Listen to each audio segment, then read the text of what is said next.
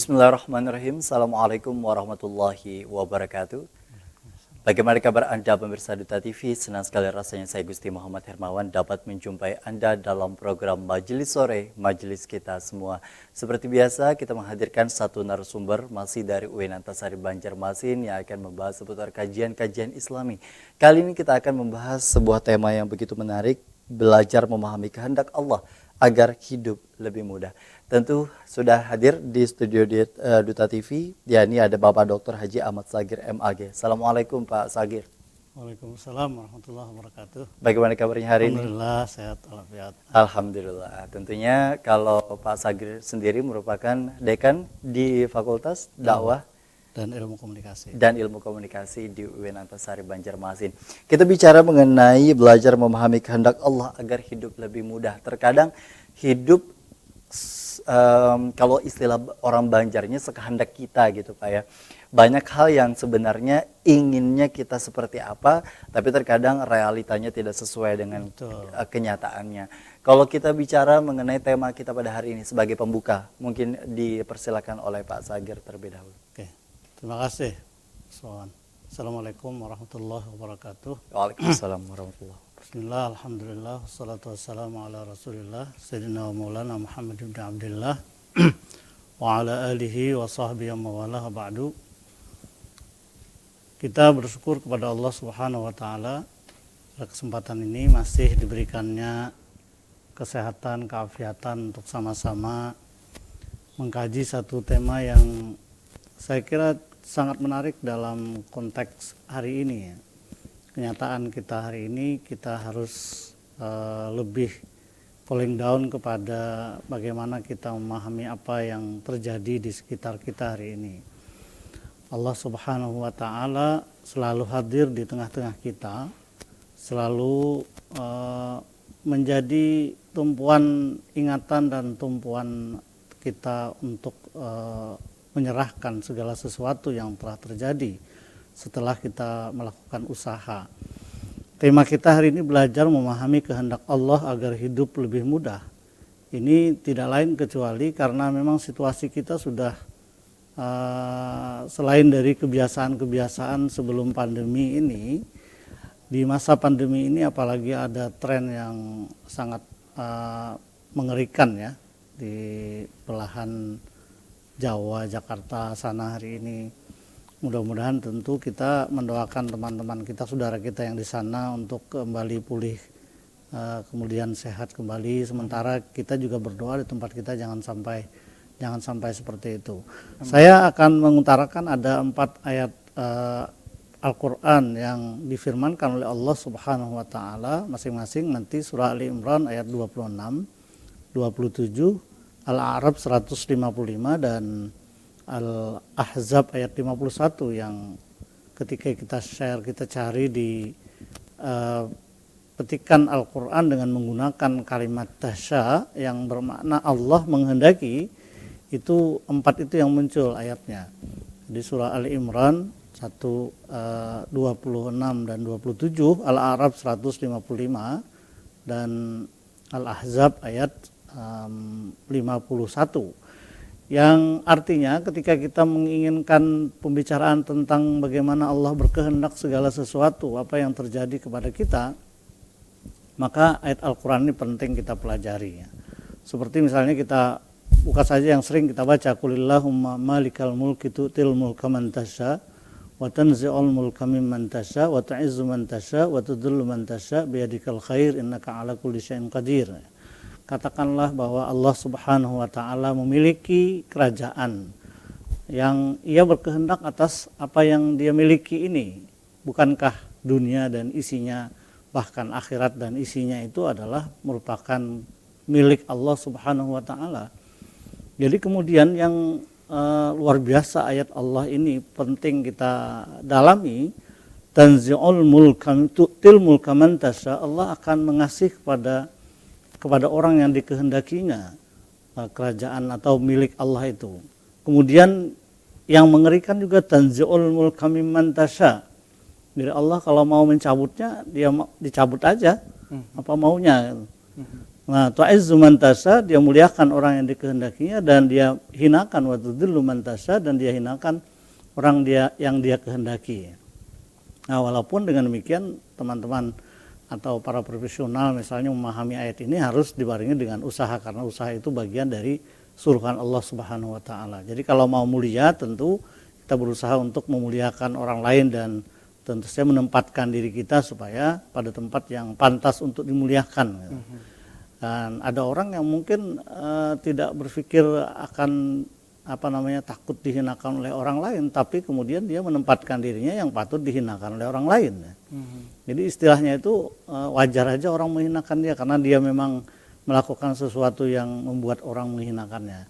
Jadi yang kita ingin garis bawahi adalah bahwa Allah itu menghendaki, Allah memberikan kepada orang yang dikehendaki, dan Allah menolak kepada orang yang juga yang dikehendakinya. Jadi artinya kalau sudah terjadi kepada kita dengan sedaya upaya yang kita lakukan untuk menghindari atau mau sesuatu, sedaya upaya sudah kita lakukan tapi kemudian tidak berhasil, itu berarti kehendak Allah yang berlaku. Oleh karena itu pada tema kita hari ini kita berusaha memahami itu adalah kehendak Allah.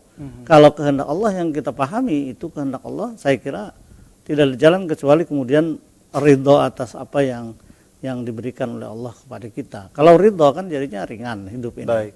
Nah itu saya kira. Dan tentunya akan lahir yang namanya sabar dan syukur. Ya betul. Dua hal tersebut yang mungkin mudah untuk diucapkan, tapi seringkali juga cukup sulit ketika kita menghadapi sesuatu hal yang tidak inginkan, tapi terjadi terhadap diri kita, dan kita inginkan tapi malah tidak terjadi bagi diri kita. Karena sekali lagi dari kesimpulan yang tadi disebutkan bahwa tidak ada kuasa sedikit pun yang kemudian kita miliki. Walaupun ada usaha sebenarnya yang kemudian kita lakukan, tapi balik lagi akan hasilnya atas kuasa Allah. Kalau kita bicara mengenai usaha tadi disampaikan, usaha di sini seringkali kita jadikan tumpuan untuk bisa mendapatkan segala sesuatu, misalnya rezeki, misalnya jodoh, ataupun juga hal lainnya yang seringkali kita kejar dengan mati-matian berusaha, dan kemudian juga porsi berdoa walaupun ada mungkin tidak sekuat akan usaha yang dijalankan begitu. Nah, sejauh mana sebenarnya kita memahami bahwa usaha ini tidak lain tidak bukan adalah ajaran yang kemudian juga diperintahkan oleh Rasulullah dan juga Allah Subhanahu wa taala, tapi bukan berarti kita juga menuhankan akan usaha seperti ini. Bagaimana caranya untuk kita bisa membedakan itu semua? Nah, itu tadi yang paling penting adalah bahwa tema kita sekali lagi, tema kita hari ini saya ingin mengajak kita semua menyadari bahwa apa yang kita lakukan, apa yang berbentuk usaha ikhtiar yang kita lakukan, kemudian doa serta tawakal yang selalu ada pada setiap usaha kita, itu jangan lupa kita selalu memegang teguh yang namanya Allah itu punya kehendak yang kemungkinan berbeda dengan apa yang kita harapkan. Jadi ketika kita berusahalah seperti mana yang digariskan dalam usaha yang benar ya. Kalau misalnya sebagai seorang pedagang berusahalah untuk menarik minat orang lain untuk datang ke tempat dia berdagang ya. Itu kan upaya yang dia lakukan. Jadi tidak sekedar pergi ke tokonya, tetapi kemudian nongkrong aja di situ, tidak pernah melakukan apa-apa ya. Apalagi sekarang ditopang dengan teknologi, misalnya sekarang orang jemput bola ya istilahnya. Jemput bola ini pakai antar jemput. Jadi kan menarik orang ya. Jadi orang mau membeli ke tempat kita itu karena kita berusaha untuk melayani orang. Jadi kemudian apa yang kita lakukan ini sebenarnya memang usaha yang di sisi yang lain kita berusaha untuk memudahkan kepada orang lain. Jadi kalau berdagang itu lalu kemudian niatnya itu tidak sekedar mau dapat uang tetapi ingin memudahkan kepada orang lain, saya kira insya Allah banyak orang yang mau datang ke tempat kita. Artinya balik lagi pada niat. Ya, misalnya ya, sekaligus barangkali sebagai introspeksi sosial kemasyarakatan kita ya. Kalau ada toko ya, mungkin kita sekarang sudah bergeser. Kalau di negara orang tetangga sebelah sana, misalnya di Malaysia misalnya, orang memang sudah fokus fokus untuk tidak sekedar jual barang tapi jual jasa. Ya dia ada warung untuk makanan, tapi dia berusaha memberi ruang tempat untuk parkir mobil, sepeda motor, itu kan yang gratis semuanya. Itu kan harapannya orang dengan mudah, dengan senang hati parkir di tempat situ. Nah kalau di tempat kita kan sudah mulai, saya kira masyarakat yang kelas menengah ke atas, dia sudah memikir kenyamanan kan. Sekarang tidak lagi mikir enaknya makanan dan bagusnya barang itu, tapi kemudian sudah bergeser sedikit orang kenyamanan untuk berbelanja. Itu kan menjadi satu daya tarik yang harus kita pikirkan. Seperti orang mau ke Duta Mall itu karena kenyamanan parkirnya mungkin. Baik. Ya, kan? Jadi memang ada hal-hal yang sebenarnya di luar dari yang inti, tapi ternyata membawa dampak yang luar biasa bagi masyarakat.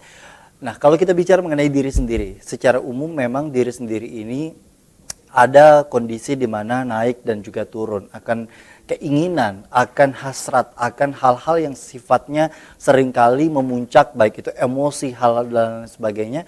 Tapi di satu sisi juga ada seringkali merasa sedih, merasa di titik terendah bagi seseorang. Sejauh mana sebenarnya kita memaklumi diri sendiri akan berbagai perasaan itu di tengah akan kehendaknya Allah, akan sesuatu hal yang terjadi pada diri kita. Misalkan sebuah kenikmatan yang kita tidak bisa pahami bahwa itu bagian dari ujian juga sebenarnya. Itu yang menjadi dasar pemikiran kita, pembahasan kita hari ini adalah bahwa memang seperti yang disebut pertama tadi, kita muncul sabar, muncul syukur dalam hati, itu adalah timbal balik dari kita memahami kehendak Allah itu. Jadi kita bisa paham akan kehendak Allah, memahami kehendak Allah, belajar ya, biar guru kita belajar ini, karena sampai kapanpun saya kira antara kita dengan Tuhan itu tidak ada bisa titik ada penuhnya gitu ya. Ya, maksudnya Tuhan dengan kita tuh nggak bisa, sampai kapanpun kita tidak bisa memahami sepenuhnya akan kehendak Tuhan itu. Jadi kalau beliau contohkan di pengajian itu, misalnya kalau anak dengan orang tua, mungkin waktu dia dalam posisi menjadi anak itu memang belum paham apa kehendak orang tuanya, mana melarang jangan jalan malam, jangan ikut-ikutan misalnya. Waktu dia menjadi anak mungkin tidak bisa paham, tapi ketika dia menjadi orang tua, oh ternyata orang tua saya melarang itu, kan paham 100%. Karena bisa. Ada alasannya, begitu ya. Dan dia ada tempatnya, dan dia menduduki sebagai orang tua sekarang. Nah, kalau Tuhan, selamanya manusia memang tidak bisa menempati sebagai di tempat Tuhan itu. Jadi sampai kapanpun kita tidak bisa memahami kehendak Allah yang 100% full, tidak bisa. Tetapi kita, oleh karena itu kita belajar terus. Nah, apa modalnya, kata guru-guru kita di pengajian adalah modalnya selalu kepada Allah itu baik sangka ya, husnuzan, positive thinking. Jadi kalau kepada Tuhan itu modalnya positive thinking, apa yang terjadi ini perspektif pertama yang harus kita jalankan, senjata awal yang harus kita lakukan, yang kita pakai adalah baik sangka kepada kenyataan yang diberikan oleh Allah itu. Nah, karena seringkali buruk sangka dijadikan sebagai salah satu hal-hal yang mewarnai akan rencana-rencana yang kemudian juga kita sudah plankan begitu luar biasa. Kita akan kembali usai jeda, tetaplah bersama kami dalam program Majelis Sore, Majelis Kita Semua.